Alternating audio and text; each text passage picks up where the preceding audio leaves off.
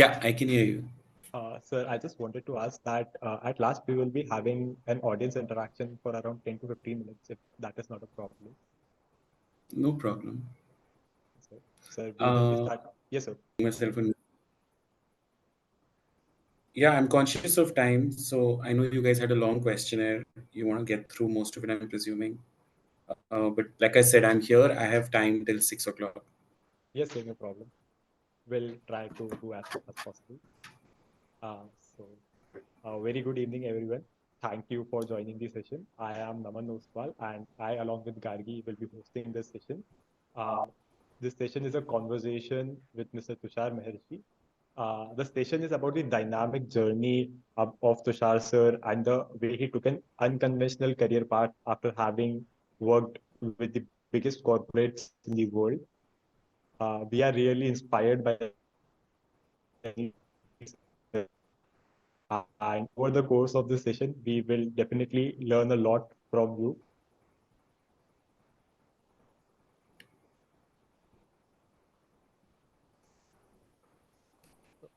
Am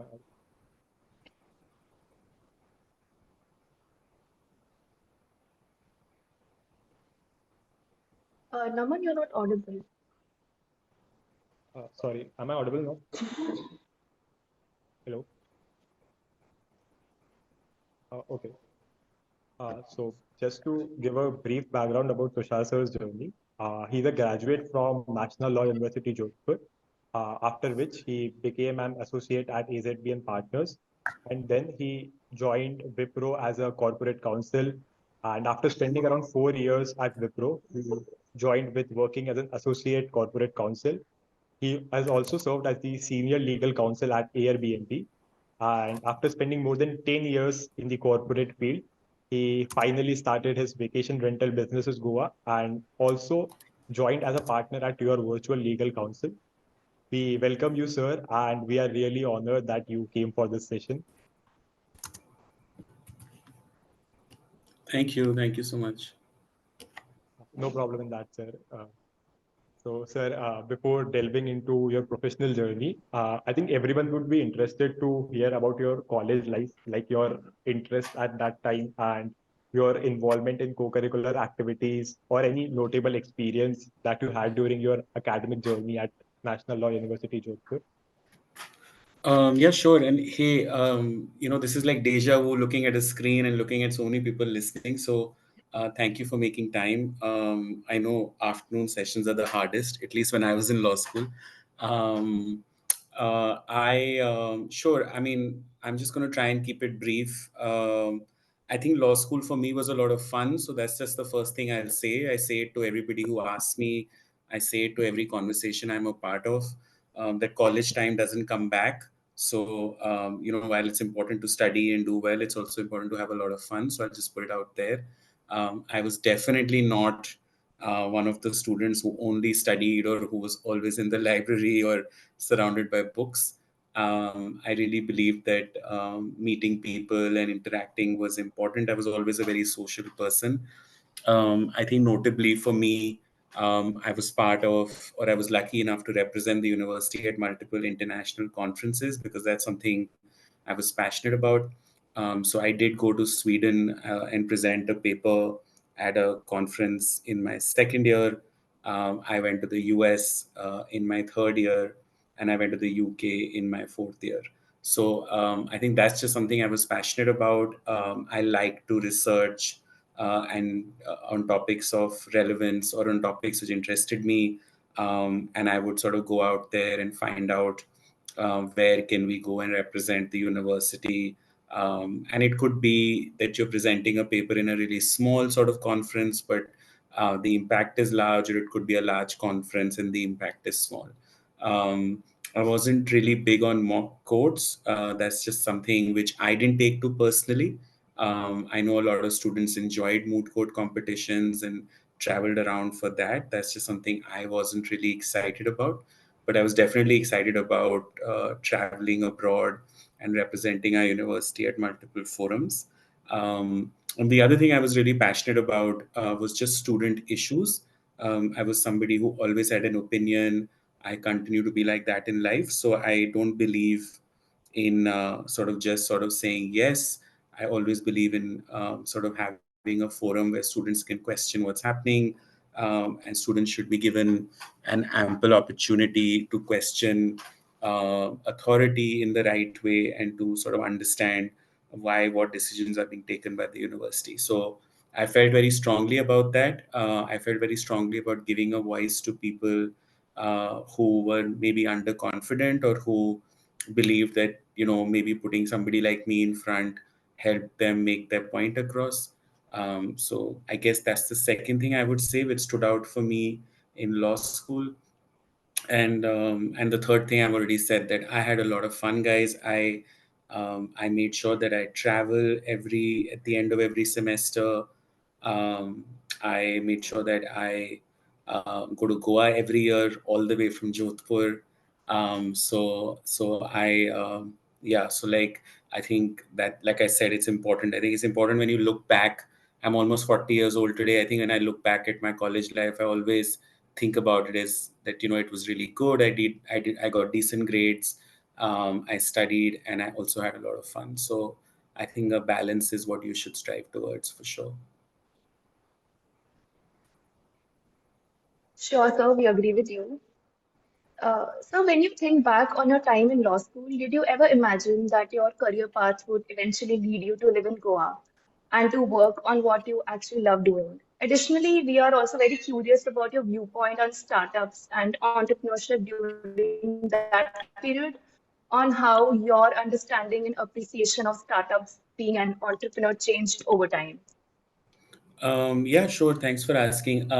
So I think the very honest and fair answer to the first part is that I am somebody personally who doesn't really sort of think so much ahead. I believe in taking life as it comes. Having said that, I do sort of work towards a few things, and I'm very organized, but I don't plan ahead so much. So I don't obsess about what the future holds or what's going to happen tomorrow, or I have to reach a certain grade, or I have to get to a certain law firm. I never operated like that. But I didn't ever picture myself living and working here. I'll be honest.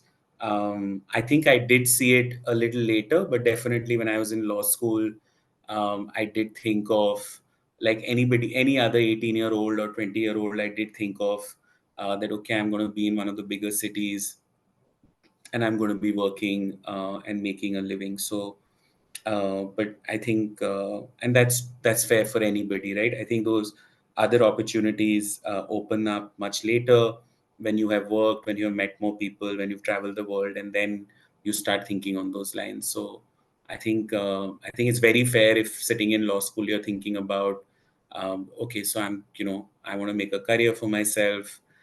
Career opportunities are more in the bigger cities, and there's no denying that, right? But as you grow in your career, as you take a few professional decisions, there's nothing which stops you from then kind of segueing into something more adventurous, as I like to call it, or something more different, if that's the safer word to use.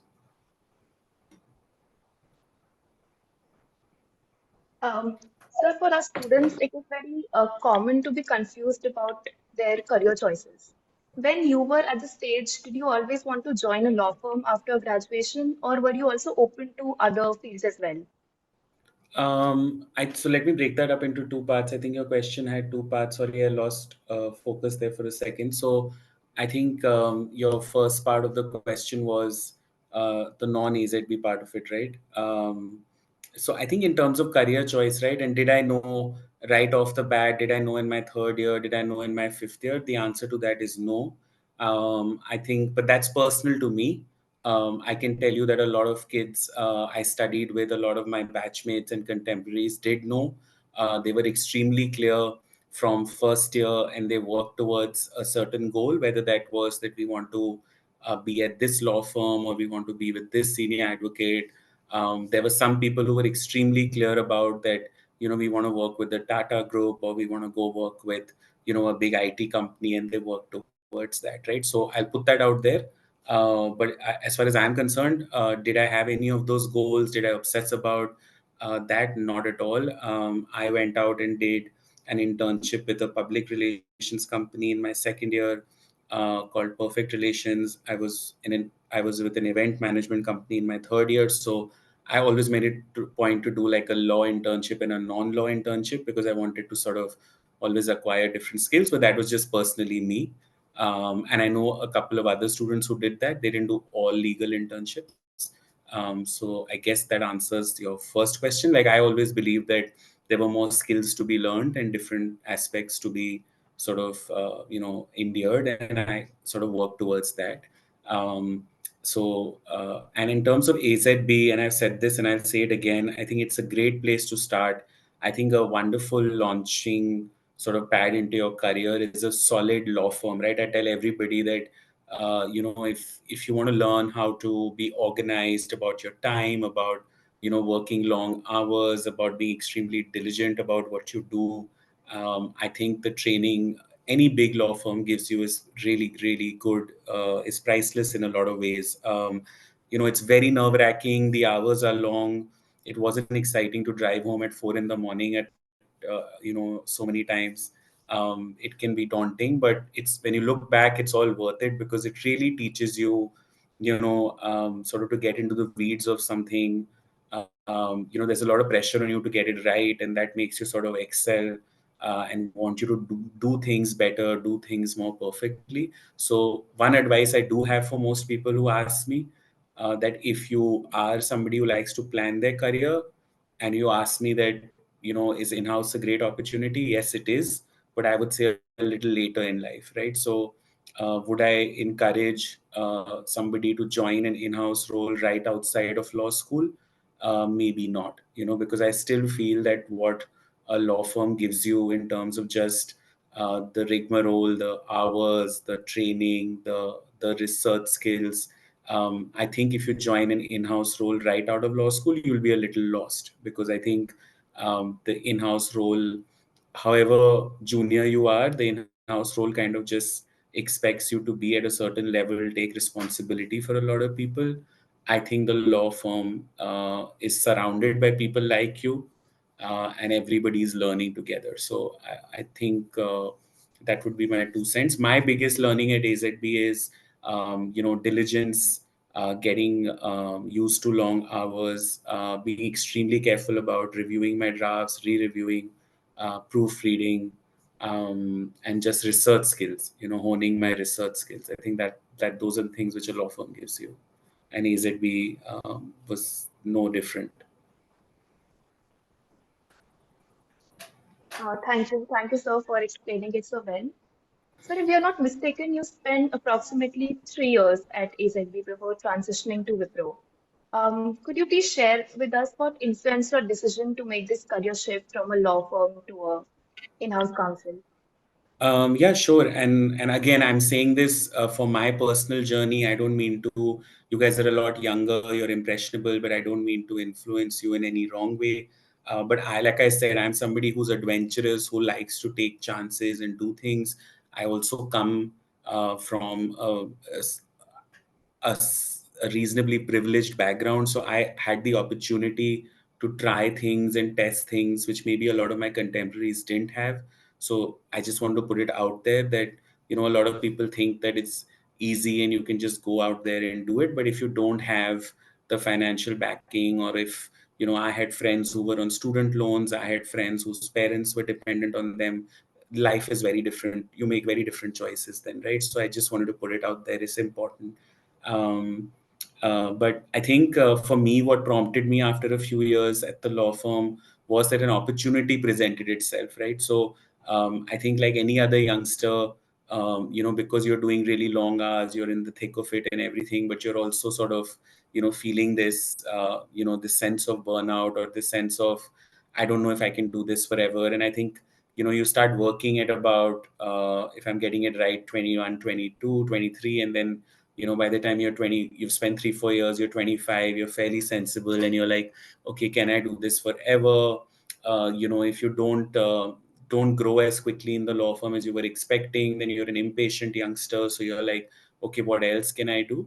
And at least in my personal case, because I love to network, like I mentioned, and I love to build connections, so I had happened to meet somebody who already had and was working at Wipro at that time, in fact, directly in Azim Premji's office. And then I got talking with that person, and one thing led to the other. Conversation happened. I didn't even at that time, as a youngster, as you guys wouldn't know, I didn't even know at that time, after having spent 3 years at AZB, that I knew that the in-house jobs exist. I didn't know that they're so elaborate. Like, so when I joined Wipro, it already had an in-house team of 50 people. And I was horrified because I was just like, I had no idea that Wipro has this much legal work, right? Or policy work. So I think that's what prompted my decision, that I knew somebody who was at the company, who was much older than me, who I got speaking to, who was in a different role, and then who put me in touch. And then we went through many rounds of interviews and conversations before I got that job. And then there was no looking back, because I realized really quickly that my training at the law firm holds me in good stead, and that an in-house role is different because you have to sort of switch over to being a business lawyer, understanding the business, and a lot of people are already looking at you for answers. So in a law firm, just a client is looking at you. In an in-house role, you could be tagged to 5 or 3 or 7 business lines, and everybody in that business line is looking at you for an answer. So in that sense, what you call an internal client, so you almost had 100 internal clients at one time, right? Because everybody was like, you have to tell us if this is right or wrong, or if we should do this or not. So, but it was all about understanding the business, understanding the opportunity, and then sort of giving your legal analysis and weighing the pros and cons for the business, right? So I think that's where that whole solution-oriented approach comes in, because the job of an in-house lawyer is to protect the interest of the company, but to not keep saying no, right? And to keep thinking of innovative solutions, to keep thinking of how can we hedge the risk. So to me personally, I found it very, very exciting and interesting um, to do. Sir, if you could also elaborate more on the part and the overall experience of Wipro. And also, sir, if you could comment on the necessity of understanding the business in the capacity of an in-house counsel. So, do you believe that having certain technical abilities connected to the core business is vital for boosting your efficiency in your work as an in-house counsel? Yeah, sure. I mean, so I think there is no two ways about it. I think if you are working in-house, you have joined an IT company, an IT services company. A lot of youngsters I met who join a Wipro or an Infosys or a Tech Mahindra. I think the first things first, right? That you need to understand what that company does. At a very high level, at a very granular level. I have met people who have spent a year working at Wipro, pushing out contracts, or I've met people at Infosys. But if I ask them at a very high level that, what are the company's plans? What is the company diversifying into? What does the company really do beyond just this? They don't understand it, right? So which means that you've taken a sort of very microscopic view. You've just come in, you're told you're an in-house counsel, and your whole attitude is ki, haan yaar, mujhe to, I just have to review contracts, I have to do this, and that's it, right? So I think if that's the approach, you'll never do well in an in-house role. But if you sort of zoom out a little bit, take a little bit more responsibility, read up about the company, understand what it does, what are its focus areas in the coming quarter, in the coming year. It's important to understand numbers. It's important to get into, what kind of revenue are they doing? Why are they pushing what they're pushing? And asking questions, right? The other thing I always tell people who ask me, and I still do it. I do it till today, and I did it yesterday. I mean, I think the more questions you ask, the better, right? So I think it shows how curious you are. It also shows that you're thinking, right? So, and I don't think there's any stupid question. I live by that principle. So, and yes, and any technical skill or anything which can aid you in your in-house role is great. Like if you understand numbers better, or if you can go out there and understand the soft, because a lot of people are like, oh, but it's not my role to sit down with the product people and understand the product. And I'm just diversifying into my Google experience. But when you advised in Google, you had to understand how that product was built, and you had to understand what that product meant. What is a product stack? What does the server look like? Go and visit a server room. a lot of lawyers would not do that, right? Because it was just like, oh, but I can just look at this risk matrix, I can just solve this problem, right? So, which you can, but I think you'll never sort of add the value you would otherwise add if you really get into the nitty-gritties of it. So there is no two ways about it. You don't want to be an in-house lawyer who's just pushing out paper, who is awkward about questions on the business side, even though they're a lawyer. Because always remember that you're a business lawyer. So if your legal manager is asking you your understanding of the business, you should be able to give a very comprehensive answer. Because otherwise, at least to my mind, you can't draft an effective contract if you don't understand the business, you don't understand the software you're selling, you don't understand the pressures the company's under, because that's what will prompt your contract, right? That's what will make you put more representations in. That's what will make you understand what kind of product warranties you want to have in your contract and stuff like that. Definitely, sir. And talking about technical skills, so if a degree after law, like say an MBA or any other degree, that has certain technicalities involved. So if we do anything of this sort after law, so what do you think? What is the scope of it, and would it be beneficial for us? Or Yes, I mean, the resounding answer to that is yes. My elder brother is a lawyer from NLS Bangalore, and then he did an MBA from IIM. I can tell you that the combination of law and MBA is great, because he worked with Reliance and he had the opportunity to switch from a legal role to a business role, and it only and only because he had both the degrees, right? So a company as big or as good as Reliance will not even think twice about making you switch over roles if you have both the qualifications, right? So I think definitely I encourage everybody to go out there and do more than one degree, do two. I mean, sky is the limit, really. But an MBA really helps. People ask me a lot that should we do an LLM or an MBA. I sort of am biased towards doing an MBA. I think it adds more value in today's world. And definitely organizations look at you differently. You also have the opportunity to scale in that organization to a management level, which you will not have if you had not done the MBA, right? So you will grow within the legal function, but you will never grow in towards the business function. You'll never go into a CEO CXO role. But if you have an MBA, that opportunity presents itself.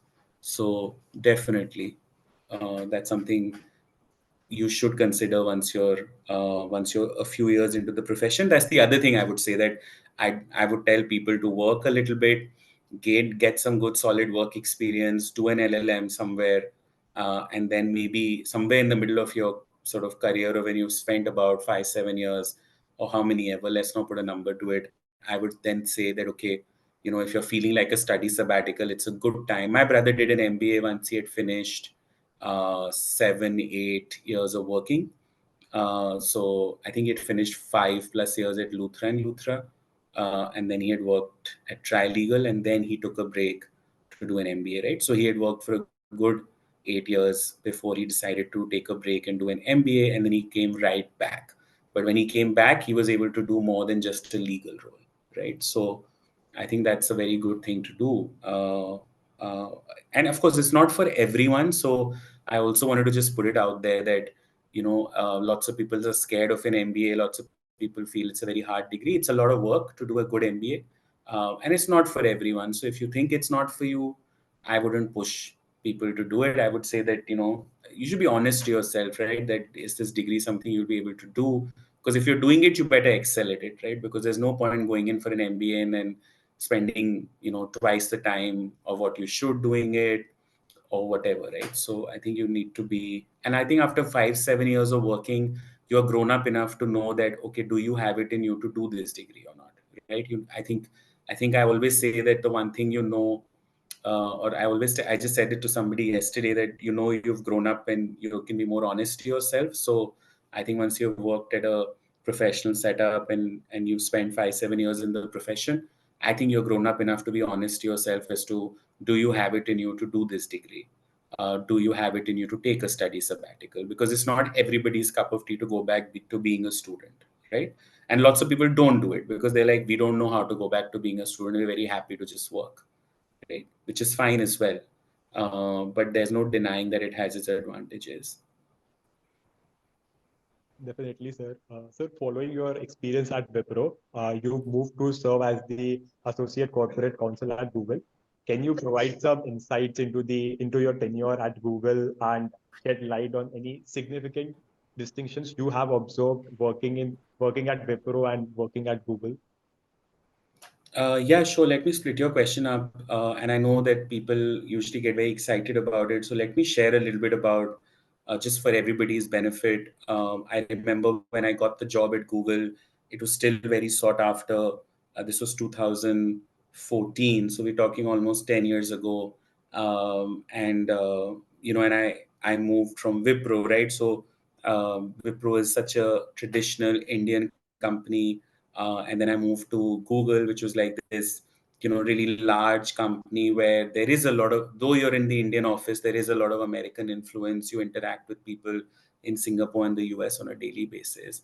I think I can tell you. So the one big difference between the two is just in their approach. I think how Google approaches its work, if you're in the legal team or any other team, is that they have, an extremely sort of, let's push the envelope kind of approach. So they believe in taking risk. They believe in doing things in a big way. They believe in pushing the envelope, making big projects happen. Uh, I think the Wipro is more risk averse that way. So they are traditional in that sense.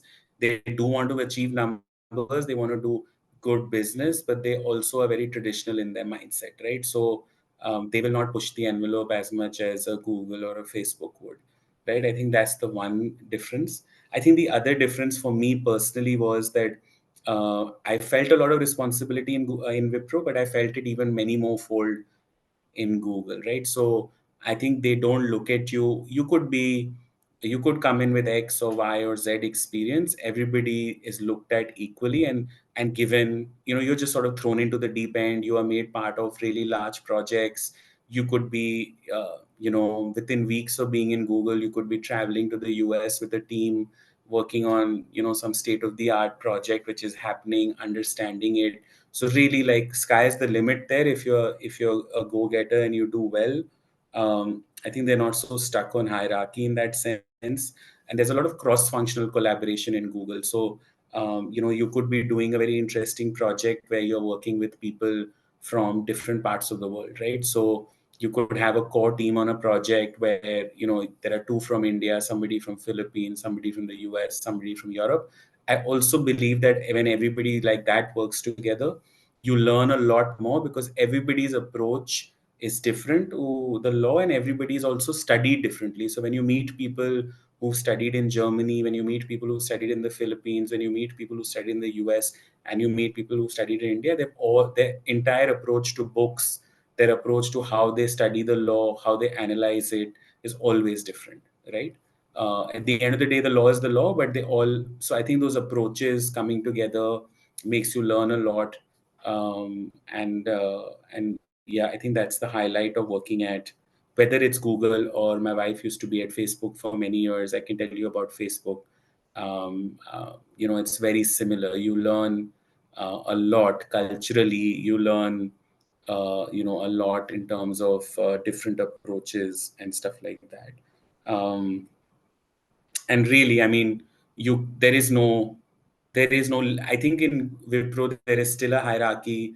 I think it's still a little limiting. I think they're still a little traditional. In really, I mean, in these American companies, you can go out there and, I don't know, man, you can be leading a team really quickly. You could be on the most important project the company is working on. Yeah, you just have to be there. You have to make yourself available, and also you have to learn how to, sort of put yourself out there. I think you have to, know. I think it's an Indian mindset where people wait to be given work. I think in Google, it's about going out there and saying that you're a really good resource and getting work, right? So the reason why people will put you on more projects is because you show your eagerness to be on more projects. You network with more people. We were traveling all the time at Google for offsites and stuff like that. So, it's very important to network with people, to put yourself out there and say, I'm the lawyer from India. This is what I do. I would love to work with you on something. And then you kind of go and tell your boss that, oh, by the way, I want to do this project. I hope it's okay. I'll take this up as my 20% project outside of my main responsibilities. So I think I've said this to a lot of youngsters who joined Google after me, that I think it's what you want to do with your role as well. And I know it's a lot when you are, you're not halfway through your career, right? So there is a lot of sort of pressure on you to do your work and also to put yourself out there, market yourself as a resource, and network with people. So you're not only just sitting there and doing your work, you're doing a lot more. So I think it also just smartens you up as an individual, and gives you great perspective, traveling the world with them, going to different offices, just opens up your mind, like makes you meet new people.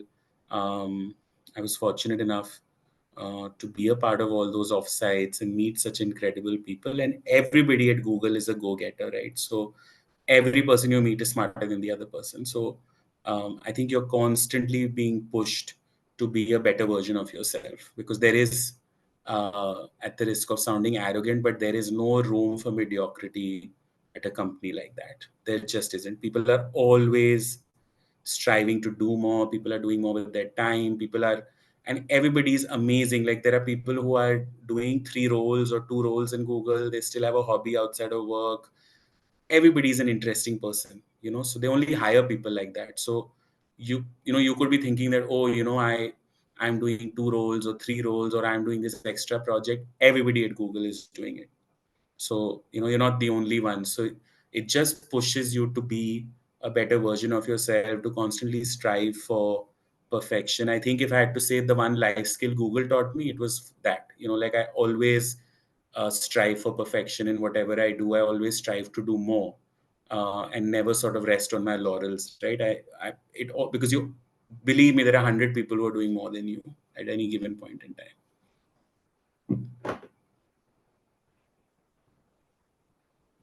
So our next question was based on an experience at Google only, as it seems very fascinating for us to even think about working at Google. Could you please shed more light upon how it feels to work there and the kind of perks associated with it? Yeah, sure. I mean, so I'll go out there and motivate everybody to try and get a job at one of these companies. I won't lie, the perks are great. You get paid a lot of salary. So that's just one thing. The offices are fabulous. So every story you've heard is true. There is a spa at the Google India office. The food is like a 5-star hotel every single day.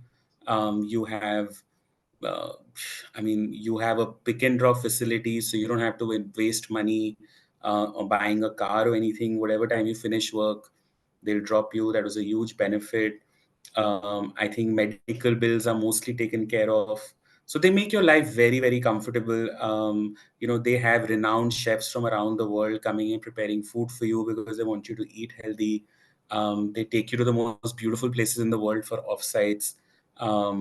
So all that's there, and then there's a lot of work, right? So I think they believe that let us take us care of all this, and then you guys should just be able to work, right? So I think the one expression, I don't know if you guys have heard of it while you're still in law school, but the one expression which a lot of people at work talk about is golden handcuffs. So it's like they make life so convenient and so comfortable, that you just don't know what to do beyond it, right? Because you get so used to it. But everything is a perk. I mean, you can they have these fabulous micro kitchens on every floor. The offices are great. You can take a nap during the day if you want. There are sleeping pods. I'm trying to remember everything they had. And then they used to keep doing funky things. They used to have I used to be the lawyer for YouTube in India, so I was fortunate enough to meet a lot of creators and Bollywood celebrities. But like they had people visiting the office and doing fun conversations or quizzes or just offbeat stuff all the time. And it just went hand in hand with your work, right? So so many people I know would take a break, go and play foosball, go and use the gym, take a shower, and then come back and work, right? And then go home at like some unearthly hour. But the fact is that they've just made your life so comfortable that there's no reason to leave the office. right? And there's somebody dropping you back in the middle of the night because they had a 24/7 pick and drop facility. So I think, I mean, the perks are endless. They make life very comfortable. You are one of the highest paid lawyers. They don't believe in, they benchmark only to themselves. So they don't believe that like they didn't even ask me what my salary at Wipro was when I joined Google. They were just like, this is what we do, right? So it doesn't matter what you did previously. This is how we pay, and then your benchmark is how you started there, right? So yes, I mean it is a good aspiration to have. I think it's great, but I still say that some solid training or some solid long hours at a law firm will hold you in very good stead if that's the way you want to go. I have a lot of friends who were never interested and always wanted to work, in litigation, and then they just followed that path.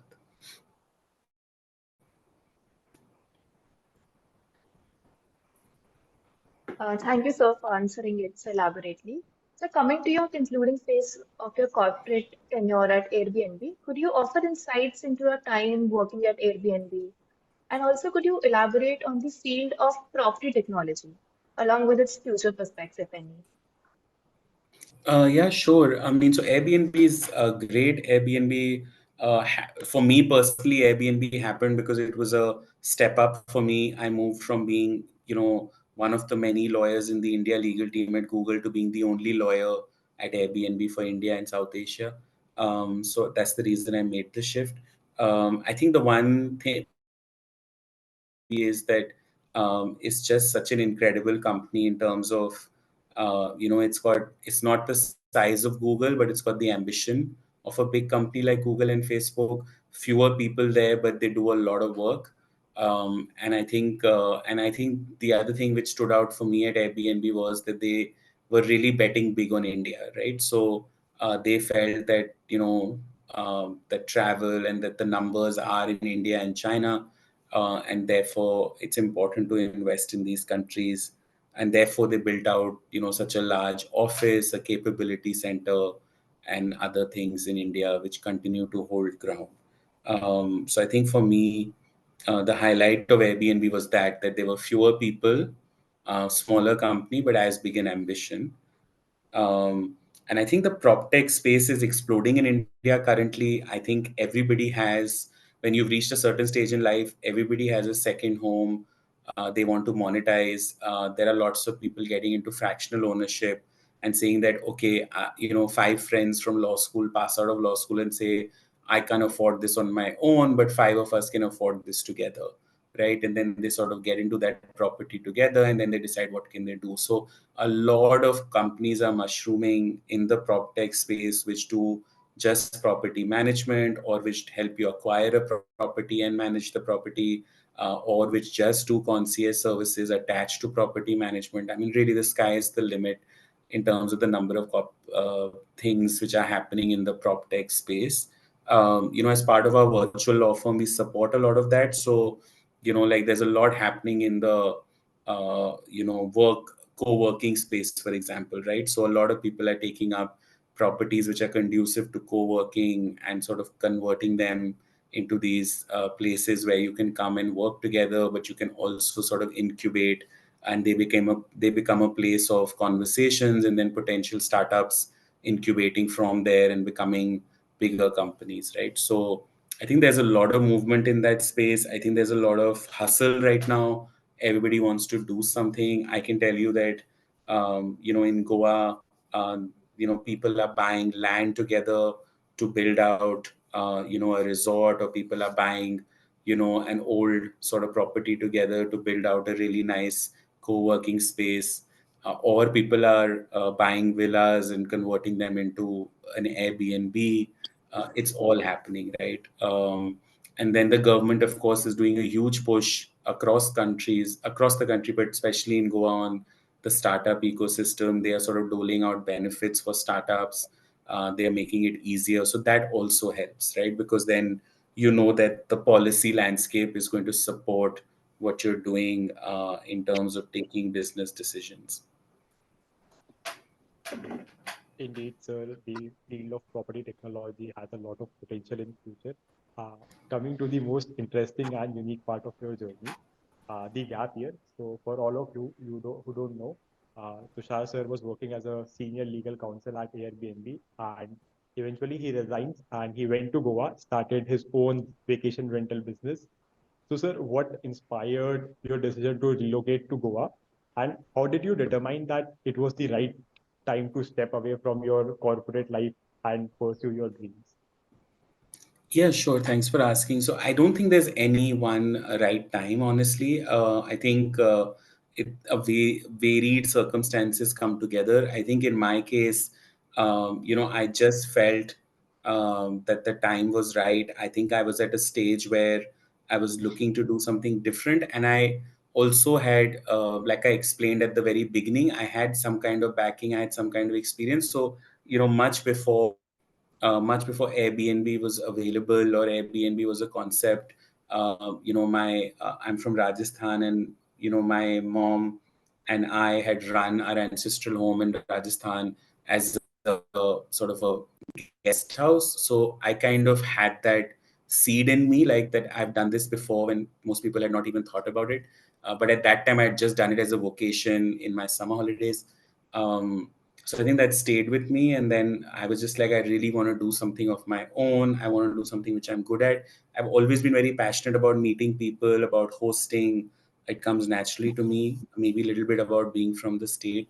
And then and then that's so I did realize that you can't do it sitting in a city. So I said, you'll have to just move here, right? So I think it started, and it was in phases. So it started with me traveling in a lot more to Goa, and then I eventually realized that I just need to be here. Only then will I meet people. Only then will I sort of chance on the right properties. So I think it kind of happened over a period of a few months, and then I just kind of made the transition. I didn't overthink it in terms of, okay, now's right, now's wrong. But the one thing I do tell people, because I have gotten asked this question many times over, and people who sat down with me, that there must have been some thought and some planning. So I won't lie there. I would be like, that yes, you want to take a decision like this when you have enough money in the bank, or when that you have your basics, or your just your basic life sorted, right? Because you don't just pick up your bags and leave and do something when you don't know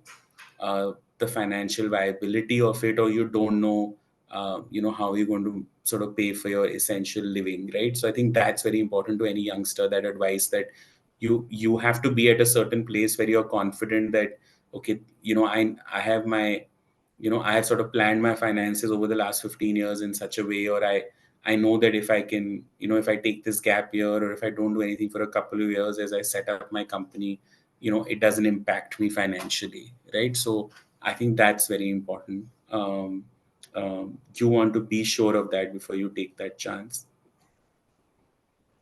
Definitely, sir. It takes a lot of courage to step away from a job, from such a comfortable job, and go on to a new venture.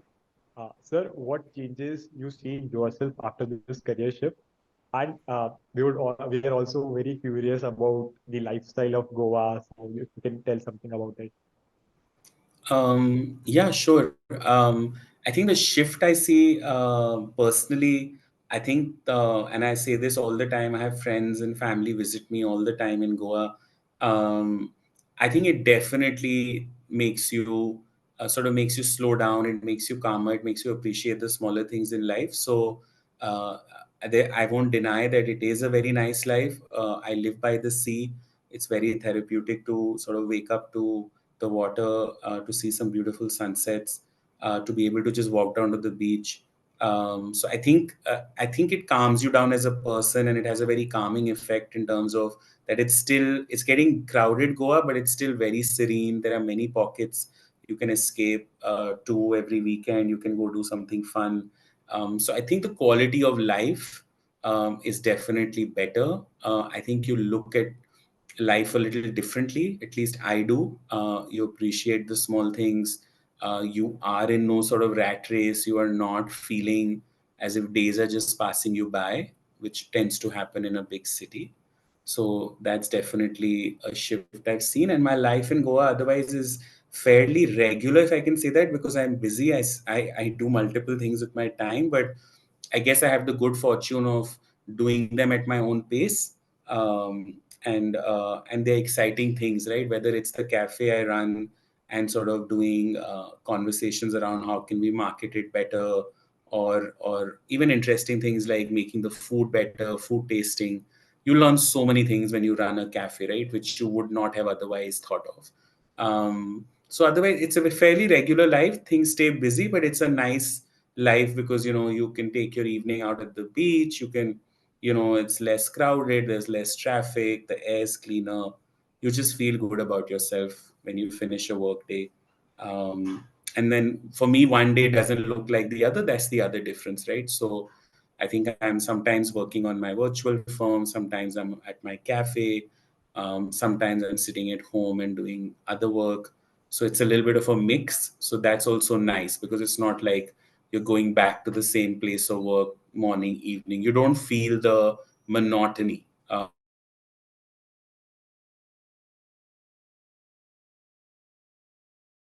Looks like. Yeah.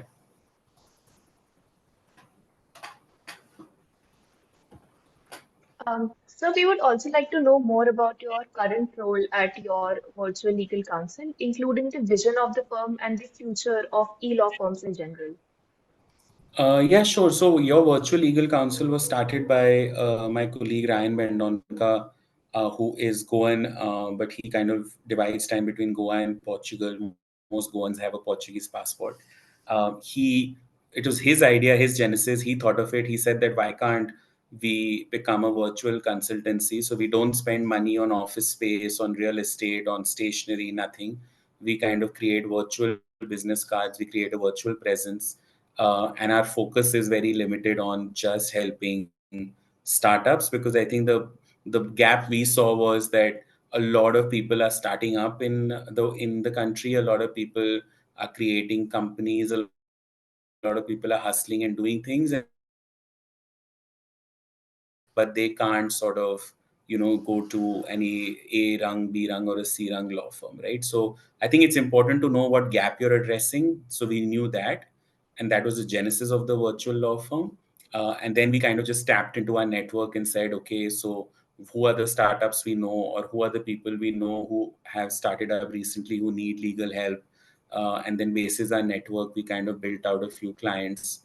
And the other thing which we do, which a typical traditional law firm would not do, is that we don't do hourly billing, we don't get into timesheets, we don't do all that. We just do project based work, right? So somebody comes to us and says, this is what we need done, and then we are like, okay, we'll handhold you through this, and we will not bill you for time spent or whatever. We'll just do one composite figure, right? So we don't waste time, effort, and energy on going back and forth on billable hours or on invoices or stuff like that, because we believe that takes away from the joy of the legal work we're trying to do. um, so that's a little bit about your virtual legal counsel. I think there's a lot of future for virtual law firms. I see no reason why a law firm needs physical presence beyond a point. I think your meetings can happen virtually. Advice can flow, calls can happen. I know we're not the only virtual law firm. I know there are others, so I only see it mushrooming.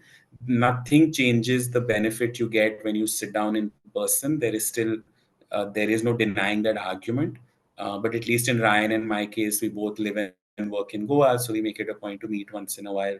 But otherwise, we pretty much operate virtually, and we talk to all our virtual counsels, online as well. So I think there's a great future. I think I see a lot of other people, putting their minds together and opening virtual law firms in the coming years for sure.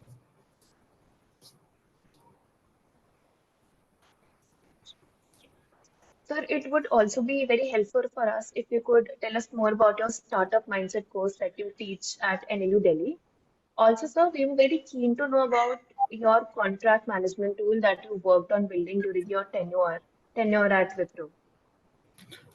Yeah, sure. I think Wipro was so long back. I'm trying to remember what we built out. But on the course itself, right? So Tejal Patil, who was the GC or still is the GC of OYO, who I happen to know, reached out to me and said that we are doing this course on the startup mindset, and would you like to sort of be part of it, right? And then I said, yeah, why not? So I think NLU Delhi offers that course, and the idea being that people who teach that course are people who've had the good fortune of working at startups or working at companies which have at some point operated as startups and then become bigger. In my case, she just felt that the experience was great.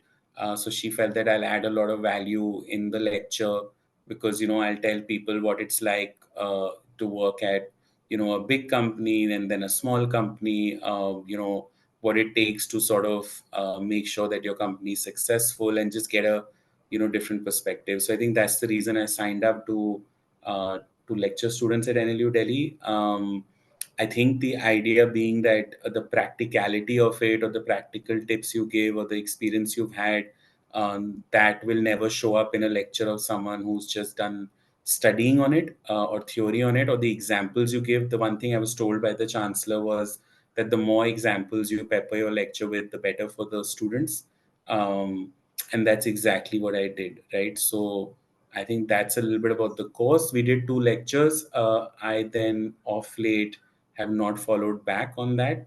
But I should actually. And on the contract management tool, that's something we were very proud of at Wipro. I was part of the team which did that. Essentially, I'm sure you guys have heard of it, but a lot of companies want to automate contract management. It takes up a lot of time and effort otherwise.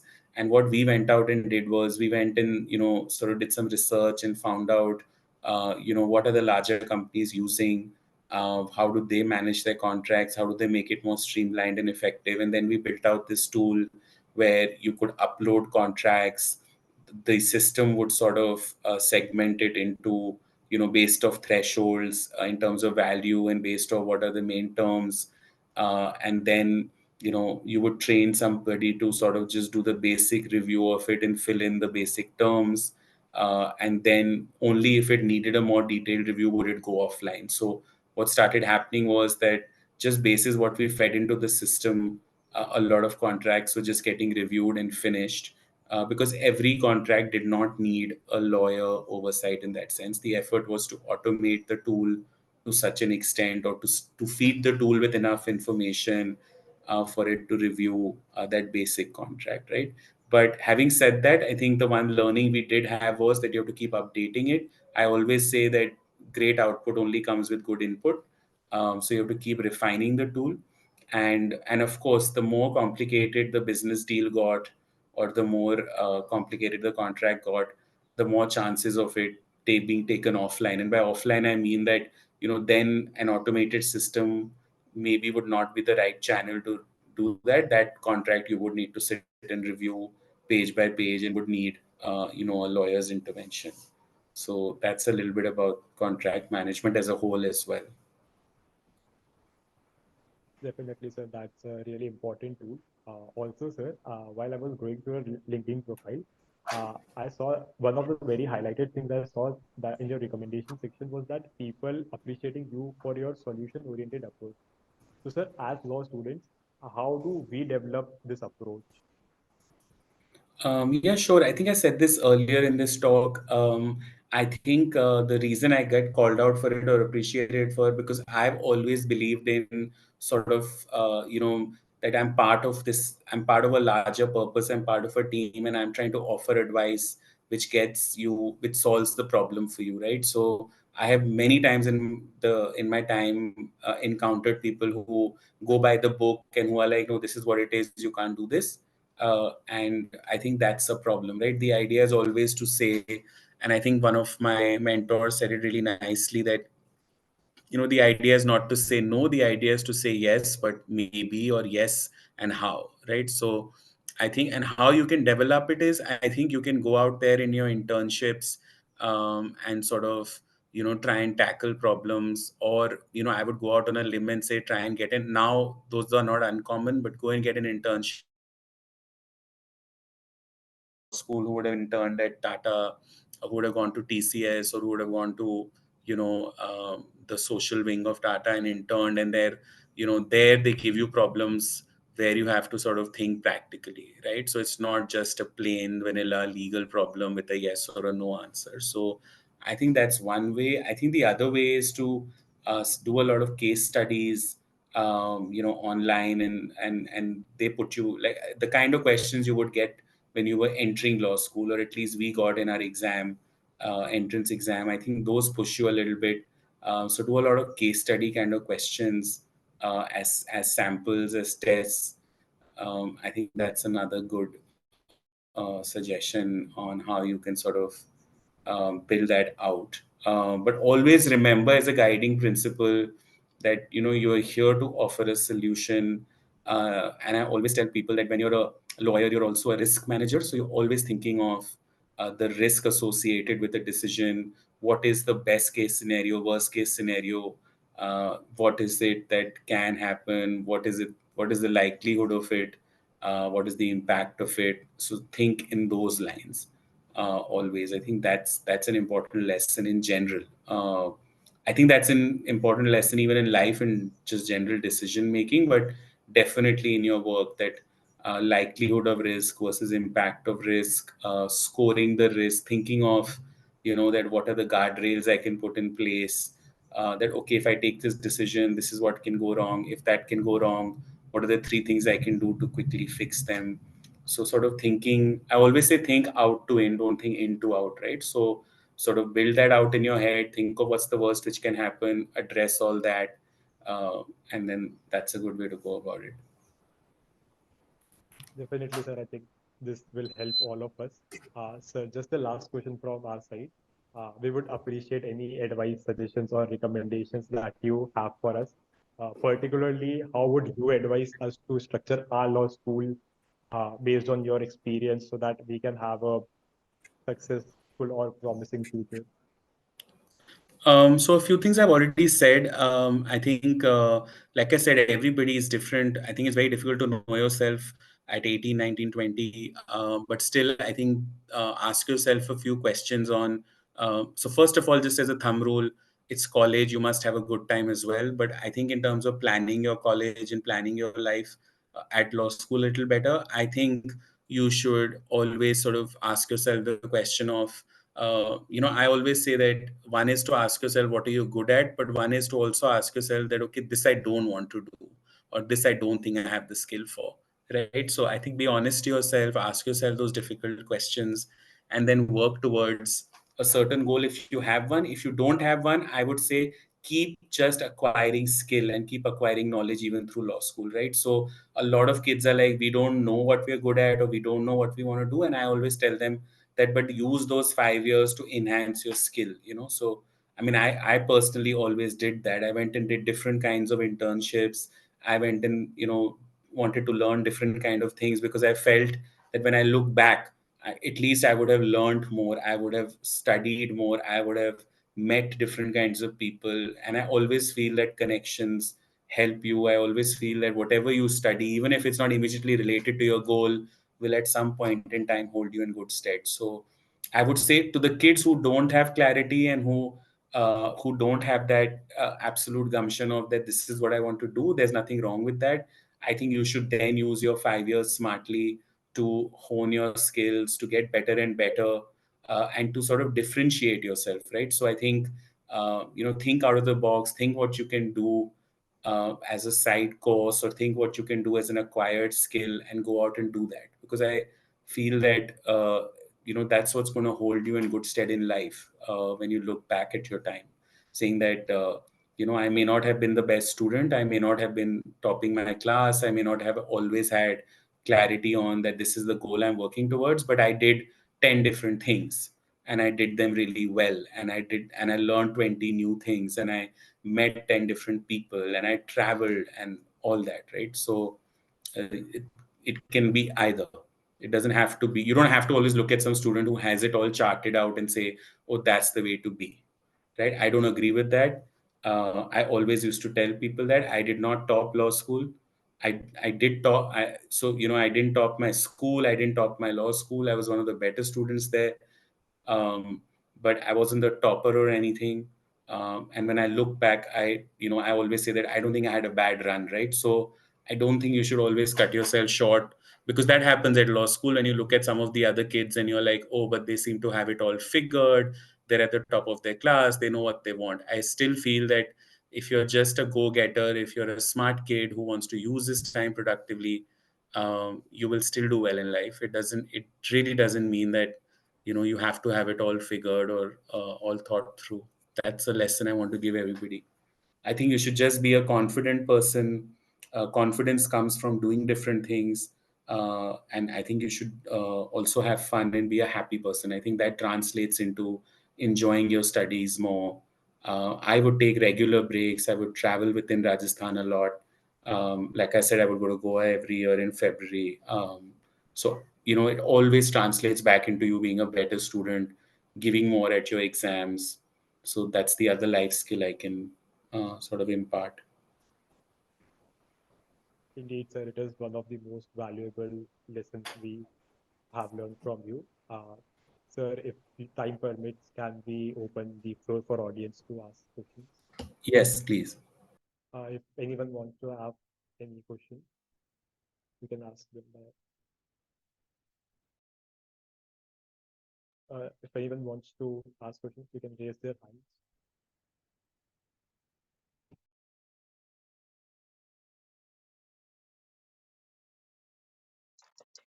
Yes, Samriddhi. Good evening, sir. Firstly, thank you for such a valuable session. I think all of us today here have learned a lot of things, both personally and professionally. One question I had, that one of the things that comes with law school is the struggle to get the right opportunities. And one thing you highlighted about you getting opportunities was good networking. So first, how much do you think networking assists you in getting the opportunities that you did? And secondly, is there a right way to network per se? I'll answer the second first. So there is no right or wrong way.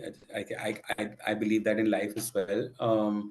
I think networking is super important. I think networking your way through law school. I think networking your way through your first job. I think being out there talking to people who don't necessarily impact your direct role. I think it's super important. You don't know which conversation leads you where. So for me, that's the short answer. My own younger brother tells me that he's very sort of fascinated by my networking skills. So, like, I think it's important. I think it's just so nice to talk to different people, and to just understand their energies, to understand where they are coming from, what are their pressures.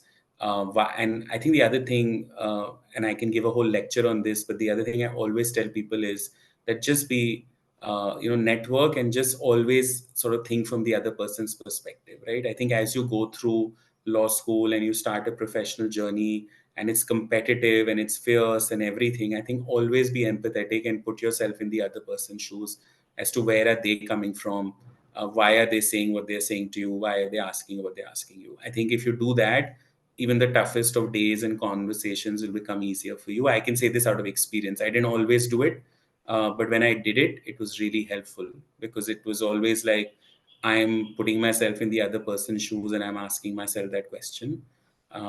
So I think that's important, and definitely networking at all levels is important. And you can just start small, right?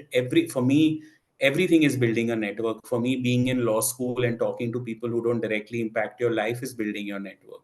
For me, going to a conference and making sure I follow through next year and I build those connections, where then maybe somebody happens to know about an exchange program and they invite me next year, or maybe somebody happens to know about an establishment or an organization in Sweden which is then looking for a lawyer, and you can go and be part of that conversation or whatever. So you don't know which door will open because of which connection.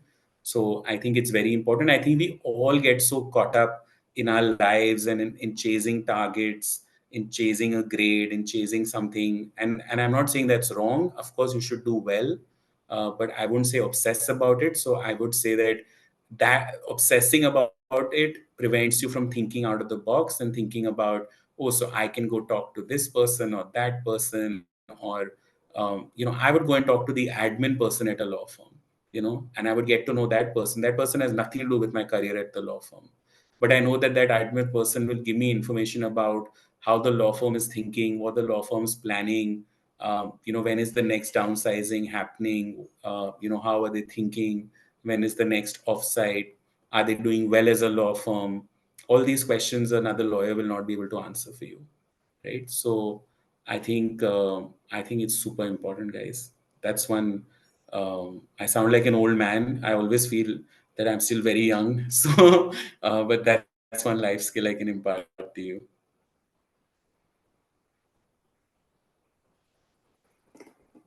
Yes, Samir, do you have any more doubt?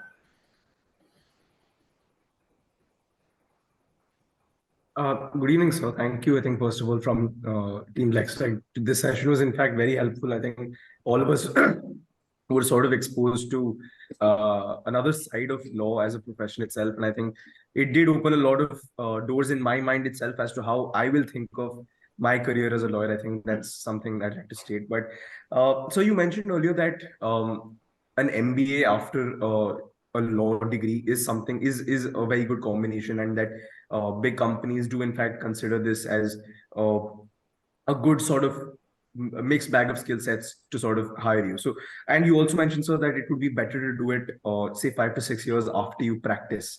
You get some work X, and then you start maybe go for an MBA. So, is there any particular reason for that, or is it better to do an MBA right after, or why would you suggest that we do an MBA, say, after getting some work X? Could you just Yeah, sure, I can answer that. I think the answer is really simple.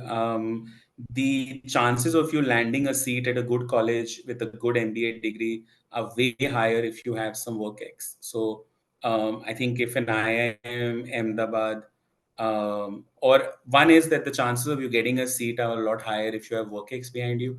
The other is that the chances of you understanding that course and doing better justice to it are much higher if you have worked. Because I think uh, the professional course, a very good MBA requires a certain amount of discipline and a certain amount of skill when it comes to research and when it comes to analysis. And I think you would have done a little bit of that at your 3 or 4 or 5 years of job, and you would do much better at an MBA then, as opposed to being like, oh, let me just get all my degrees and then I'll go work.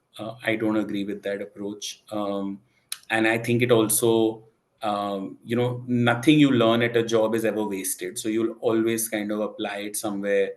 You'll be able to think a little more. You'll have examples to sort of cite in your thesis. It's just, I mean, I can go on and on. There's just too many. The perspective is different when you've studied and then when you worked and then gone to do a course. Like I went to do summer school in New York after having worked for 10 years. I did summer school in New York University. The only reason they took me was because I'd worked at all these places. And because I got up and I wrote to them and said, I want to, spend a summer studying with you guys. And I don't want anything out of it. I just want you to give me a seat to do this. And they did, right? And then just the kind of experience I took with me helped me. thank you so much, sir, for that answer.